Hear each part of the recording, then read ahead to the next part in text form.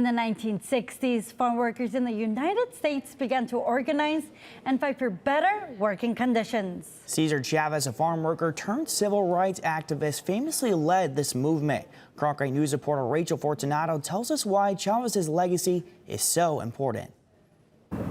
When Chavez started organizing events in Phoenix, Jose Cortez was one of the men in charge with protecting him. Most of those meetings happened here at Santa Rita Center. Cortez tells us how the movement and Chavez still impact his life today. To help organize the farm workers, this was somebody that I wanted to be like, because I had already experienced all that he experienced.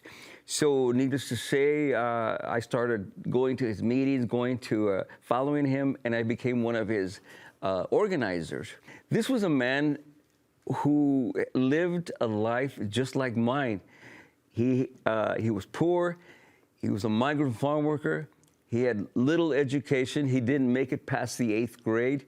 Every time we had an event, he would always manage to weave education into his events. He knew how important education was to the farm workers. Just by being around him, I learned so much of his philosophy, his outlook on life. Cesar's philosophy was nonviolence. I mean, that was a given. Before we went in to be his bodyguard, he would say, look, this is my philosophy, nonviolence. You don't hit anybody. You don't put them in a headlock.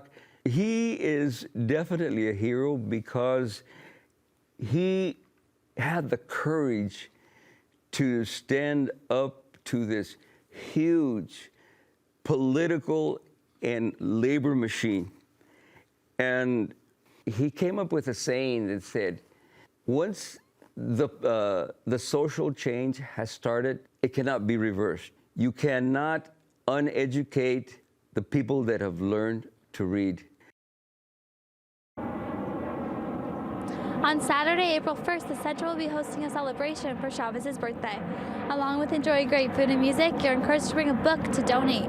These books will later be given to kids because of the importance Chavez placed over receiving a good education. In Phoenix, Rachel Fortunato, Cronkite News.